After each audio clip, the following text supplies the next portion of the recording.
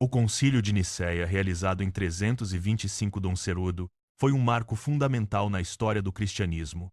Diante da ameaça da heresia ariana, que negava a divindade do Filho, líderes da Igreja se reuniram para definir pontos essenciais da fé cristã. Entre os participantes, destacou-se Atanásio, então diácono e secretário do bispo Alexandre de Alexandria. Sua atuação foi decisiva na defesa da doutrina que afirmava Jesus Cristo como verdadeiro Deus, gerado e não criado, consubstancial ao Pai. Neste vídeo, vamos explorar a participação de Atanásio, os debates teológicos e a importância do termo homoúsios para a tradição cristã. Atanásio de Alexandria é uma das figuras mais influentes da história da Igreja. Nascido no final do século III, ele se destacou por sua inteligência, firmeza e dedicação à fé cristã. Durante o Concílio de Nicéia, Atanásio era ainda diácono, mas já demonstrava grande capacidade teológica e argumentativa. Sua trajetória foi marcada por inúmeras controvérsias, exílios e escritos que moldaram a doutrina cristã. Atanásio ficou conhecido como o grande defensor da divindade do Verbo, combatendo energicamente as ideias de Ario e seus seguidores. O Concílio de Nicéia foi convocado pelo imperador Constantino para resolver uma crise que ameaçava a unidade da Igreja. O arianismo, doutrina defendida por Ario, afirmava que o Filho era uma criatura, inferior ao Pai. Essa ideia gerou grande controvérsia, pois colocava em xeque a compreensão tradicional da Trindade. Bispos de diversas regiões do Império Romano reuniram-se em Nicéia para debater e definir a verdadeira fé cristã.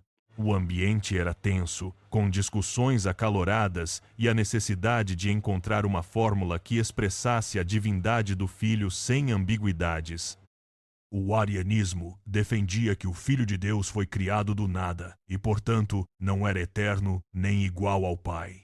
Para Ario e seus seguidores, Jesus era um ser excepcional, mas não possuía a mesma substância divina do Pai.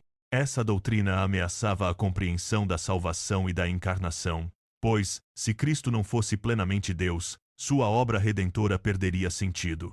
Atanásio percebeu o perigo dessas ideias e se dedicou a combatê-las, com argumentos bíblicos e filosóficos, mostrando que o Filho é gerado, não criado, e consubstancial ao Pai. Atanásio sustentava que o Filho é eterno, gerado pelo Pai, mas não criado. Ele afirmava que Jesus Cristo é verdadeiro Deus de verdadeiro Deus, compartilhando da mesma substância do Pai. Para Atanásio, negar a divindade do Filho era comprometer toda a fé cristã, pois a salvação depende da união real entre Deus e a humanidade em Cristo. Sua argumentação baseava-se nas Escrituras e na tradição, mostrando que a relação entre Pai e Filho é única e não pode ser comparada à das criaturas. Durante o concílio, surgiu a necessidade de um termo que expressasse de forma clara a relação entre o Pai e o Filho. Assim, foi adotado o termo grego homoúsios, que significa da mesma substância. Essa palavra, embora não estivesse nas Escrituras, foi considerada essencial para combater as ambiguidades do arianismo. Atanásio defendeu energicamente o uso do termo, argumentando que ele sintetizava o ensinamento bíblico sobre a unidade e igualdade entre o Pai e o Filho. O credo niceno foi o principal resultado do Concílio de Nicéia. Nele ficou estabelecido que o Filho é Deus de Deus, luz da luz, Deus verdadeiro de Deus verdadeiro, gerado, não criado, consubstancial ao Pai. Essa formulação tornou-se referência para a fé cristã, sendo repetida até hoje nas liturgias. O credo não apenas refutou o arianismo, mas também consolidou a doutrina da Trindade, garantindo a unidade da Igreja em torno da mesma fé. Mesmo após o concílio, os arianos e seus simpatizantes continuaram a contestar as decisões de Nicéia. Muitos bispos, como Eusébio de Cesareia, inicialmente resistiram ao termo homoúsios, mas acabaram subscrevendo o credo. No entanto, a controvérsia persistiu por décadas, com tentativas de revisão das decisões conciliares e apelos ao poder imperial. Atanásio enfrentou forte oposição, sendo exilado várias vezes por defender a fé nicena. Atanásio argumentava que a fé definida em Nicéia estava em continuidade com a tradição recebida desde os apóstolos. Ele mostrava que Moisés, Abraão, Noé e outros patriarcas já professavam a mesma fé no Deus único e verdadeiro. Para Atanásio, os que ensinavam doutrinas diferentes eram falsos mestres, pois rompiam com a tradição eclesial. A unidade da fé era garantida pela transmissão fiel do ensinamento apostólico. Um dos pontos centrais do debate era a natureza da geração do filho. Atanásio explicava que, diferentemente da geração humana, a geração divina é eterna, sem começo nem fim. O filho é gerado pelo Pai, mas não criado do nada.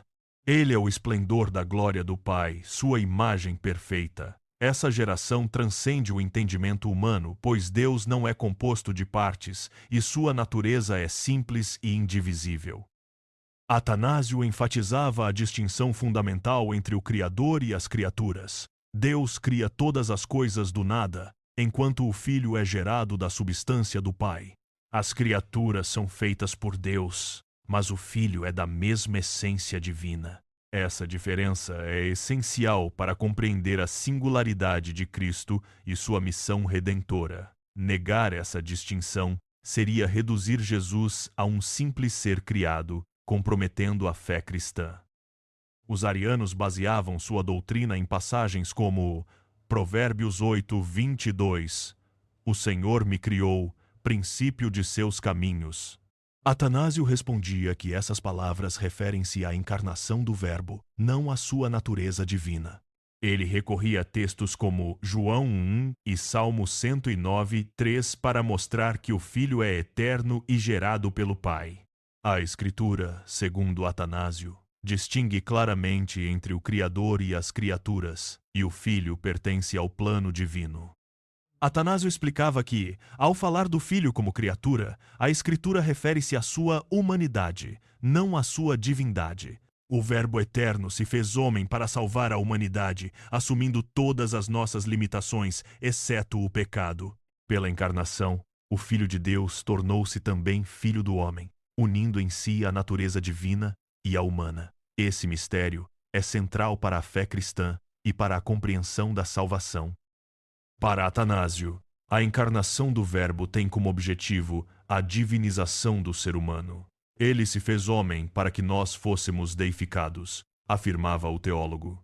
Ao assumir a natureza humana, Cristo tornou possível que todos participassem da vida divina, recebendo o Espírito e tornando-se filhos de Deus. Essa perspectiva mostra a profundidade do mistério cristão e o alcance da obra redentora de Jesus. As Escrituras ensinam que o Filho é a imagem perfeita do Pai, o esplendor de sua glória. Atanásio utilizava essa imagem para explicar a unidade entre o Pai e o Filho. Assim como o esplendor não pode ser separado da luz, o Filho não pode ser separado do Pai. Essa analogia ajudava a compreender a consubstancialidade e a eternidade do Verbo, reforçando a rejeição das ideias arianas. O Verbo, segundo Atanásio, é o Senhor de todas as criaturas. Ele participou da criação do mundo e tudo foi feito por meio dele. As Escrituras afirmam: no princípio era o Verbo, e o Verbo estava com Deus, e o Verbo era Deus. Essa afirmação fundamenta a fé na divindade do Filho e sua participação ativa na obra criadora, distinguindo-o de todas as criaturas. No concílio, Atanásio defendeu o uso da expressão da substância do Pai, para deixar claro que o Filho não foi criado do nada, mas gerado do próprio ser divino. Essa distinção era fundamental para evitar confusões com as criaturas. Os padres conciliares perceberam a necessidade de especificar que somente o Filho procede da substância do Pai, enquanto as criaturas são feitas por meio do Filho. O termo consubstancial, ou homoousios, foi adotado para afirmar que o Filho é da mesma essência do Pai, imutável e sempre existente. Essa definição contraria a ideia ariana de que houve um tempo em que o Filho não existia. Para Atanásio, a consubstancialidade garante a plena divindade do Filho e sua inseparabilidade do Pai, sendo ambos eternos e iguais em natureza. Os padres conciliares rejeitaram expressões como do nada, mutável e antes que fosse gerado não existia, usadas pelos arianos. Essas frases eram consideradas inadequadas para descrever a relação entre o pai e o filho. Atanásio argumentava que tais expressões não tinham respaldo nas escrituras e distorciam a verdadeira fé cristã. O concílio optou por termos que refletissem com precisão a doutrina apostólica. Atanásio explicava que a relação entre pai e filho é única e não pode ser comparada à relação entre Deus e as criaturas. O filho é gerado eternamente, sem início, e está sempre unido ao pai. Essa união é tão íntima que Jesus pôde dizer: "Eu e o Pai somos um". A consubstancialidade expressa essa unidade perfeita, sem divisão ou separação. Embora os termos homoúsios e ousia venham da filosofia grega, Atanásio reconhecia que eram necessários para expressar com clareza a fé cristã diante das ambiguidades do arianismo. O concílio não pretendia introduzir filosofia na tradição cristã, mas utilizou esses termos para proteger a doutrina da Igreja. O importante era garantir que o conteúdo da fé fosse fiel às Escrituras e à tradição apostólica. A unidade da substância entre pai e filho é um dos pontos centrais da doutrina nicena. Atanásio utilizava a imagem do esplendor e da luz para ilustrar essa unidade. Assim como o esplendor não pode ser separado da luz, o filho não pode ser separado do pai. Essa unidade garante que não há divisão na divindade, mas uma perfeita comunhão entre as pessoas da Trindade. Atanásio mostrava que a doutrina definida em Nicéia não era uma invenção, mas estava em continuidade com o pensamento dos padres anteriores. Teognosto, Dionísio de Alexandria e Orígenes já utilizavam conceitos como substância e geração divina. Esses teólogos afirmavam que o Filho procede do Pai sem divisão, como o esplendor da luz ou o vapor da água. A tradição patrística reforçava a fé nicena. Dionísio de Alexandria e Dionísio de Roma também contribuíram para a compreensão da unidade divina. Eles combateram heresias que ameaçavam a doutrina da Trindade, afirmando que o Filho é consubstancial ao Pai. Para eles, a geração divina é diferente da humana e não implica divisão ou multiplicidade de deuses. A unidade da divindade é preservada na distinção das pessoas. Orígenes, um dos grandes teólogos da Igreja Antiga, afirmava que o Filho subsiste eternamente com o Pai. Ele não veio de outra substância, mas é a imagem perfeita do Pai, sempre existente. Orígenes reforçava a impossibilidade de privar Deus do seu verbo, mostrando que a geração do Filho é eterna e necessária para a compreensão da Trindade. O termo grego agenetos significa não gerado e era usado pelos arianos para se referir exclusivamente ao Pai. Atanásio, porém, argumentava que o Filho, embora gerado, não é uma criatura, mas o único gerado pelo Pai, por meio do qual tudo foi feito. A distinção entre gerado e criado era fundamental para evitar confusões e preservar a divindade do Filho. Atanásio explicava que, ao chamarmos Deus de Pai Nosso, não nos igualamos ao Filho segundo a natureza. O Logos, ao assumir a natureza humana, tornou possível que também fôssemos chamados filhos de Deus, mas de maneira participada, não essencial. O Pai é Pai do Filho por natureza, enquanto nós nos tornamos filhos por graça, graças à obra redentora de Cristo. Atanásio fazia uma distinção clara entre a essência divina do Filho e a participação dos fiéis na vida de Deus. O Filho é Deus por natureza, enquanto os cristãos participam da divindade por meio da graça. Essa distinção é importante para evitar confusões e garantir a unicidade da divindade, preservando a diferença entre Criador e criatura. O Concílio de Nicéia condenou formalmente a doutrina ariana, afirmando que o Filho é consubstancial ao Pai e rejeitando qualquer tentativa de reduzir Jesus a uma criatura. Essa condenação foi fundamental para preservar a integridade da fé cristã e garantir a unidade da Igreja. Atanásio foi um dos principais responsáveis por essa vitória teológica. Após o concílio, Atanásio continuou sua luta em defesa da fé nicena. Ele escreveu cartas, tratados e participou de novos debates, enfrentando perseguições e exílios. Sua influência foi decisiva para a consolidação da doutrina trinitária e para a vitória definitiva sobre o arianismo. Atanásio tornou-se referência para gerações futuras de teólogos e líderes cristãos. A tradição eclesial desempenhou papel fundamental na defesa da fé nicena. Atanásio recorria constantemente aos ensinamentos dos padres e à continuidade da tradição apostólica para fundamentar seus argumentos.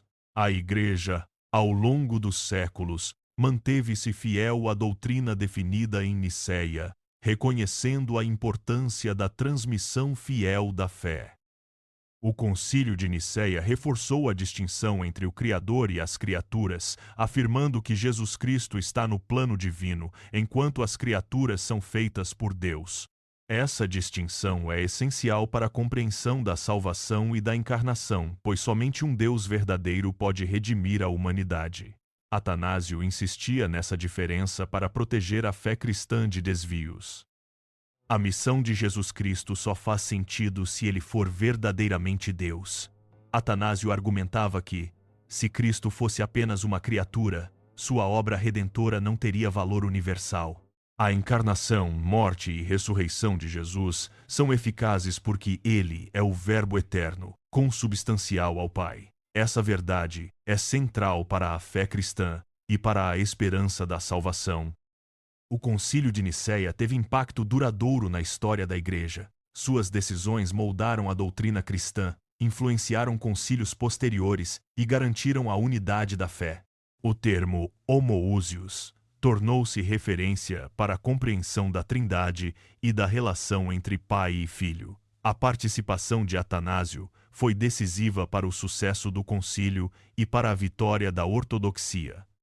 Atanásio insistia na diferença entre geração e criação. O Filho é gerado eternamente pelo Pai, enquanto as criaturas são feitas do nada. Essa distinção é fundamental para evitar confusões e garantir a plena divindade de Cristo. A geração divina não implica início ou mudança, mas expressa a relação única entre Pai e Filho. A definição da fé em Nicéia foi essencial para manter a unidade da Igreja diante das divisões provocadas pelo arianismo.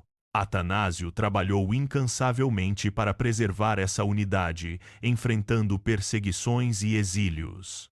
Sua fidelidade à fé nicena inspirou gerações de cristãos e consolidou a doutrina da Trindade como central para o cristianismo. O termo homoousios continua sendo fundamental para a compreensão da fé cristã. Ele garante que Jesus Cristo é verdadeiramente Deus, igual ao Pai em tudo, exceto na relação de origem. Essa verdade sustenta a esperança cristã e a confiança na salvação oferecida por Cristo. A defesa desse termo por Atanásio permanece um exemplo de fidelidade doutrinária. A teologia cristã deve muito a Atanásio. Seus escritos, argumentos e testemunho de vida influenciaram profundamente o desenvolvimento da doutrina trinitária. Ele foi reconhecido como doutor da Igreja, e sua obra continua sendo estudada e admirada por teólogos de todas as épocas. Atanásio é um exemplo de coragem, fidelidade e amor à verdade. O Concílio de Nicéia foi o primeiro de uma série de concílios ecumênicos que definiram a doutrina cristã. Esses encontros foram essenciais para resolver controvérsias, combater heresias e garantir a unidade da fé. A participação de Atanásio em Nicéia marcou o início de uma tradição de debates teológicos que moldaram o cristianismo ao longo dos séculos. O debate sobre a natureza de Cristo e sua relação com o Pai continua relevante nos dias de hoje. Questões sobre a Trindade, a encarnação e a salvação ainda desafiam teólogos e fiéis. O exemplo de Atanásio mostra a importância de buscar clareza doutrinária e fidelidade à tradição, mesmo diante de desafios e perseguições. Atanásio utilizou argumentos racionais e filosóficos para defender a fé cristã, mostrando que fé e razão podem caminhar juntas. O uso de termos filosóficos no Concílio de Nicéia foi uma estratégia para garantir a precisão doutrinária. Essa abordagem continua sendo importante para o diálogo entre teologia e filosofia, fé e ciência. A centralidade de Cristo na fé cristã foi reafirmada em Nicéia. Atanásio insistia que Jesus é o centro da salvação, o Verbo eterno que se fez carne. A compreensão correta de sua natureza é fundamental para a vida cristã, a liturgia e a espiritualidade. A doutrina nicena continua sendo o alicerce da fé cristã em todo o mundo. A transmissão fiel da fé, desde os apóstolos até os nossos dias, é um dos legados mais importantes do Concílio de Nicéia. Atanásio valorizava a tradição e a necessidade de ensinar corretamente as verdades da fé. A catequese, a liturgia e a vida comunitária são meios pelos quais a fé nicena continua viva e atuante na Igreja. A herança de Atanásio é celebrada em toda a cristandade. Sua coragem, inteligência e fidelidade à verdade inspiram cristãos de todas as épocas. Ele mostrou que a defesa da fé exige estudo, oração e disposição para enfrentar desafios. Atanásio permanece como exemplo de santidade e compromisso com a verdade do Evangelho. O Concílio de Nicéia e a atuação de Atanásio deixaram um legado duradouro para a Igreja. A definição da consubstancialidade do Filho, a rejeição do arianismo e a afirmação da Trindade são pilares da fé cristã. A coragem de Atanásio e a fidelidade dos padres conciliares garantiram a transmissão da verdadeira fé. Hoje, celebramos esse legado e renovamos nosso compromisso com a verdade revelada em Cristo,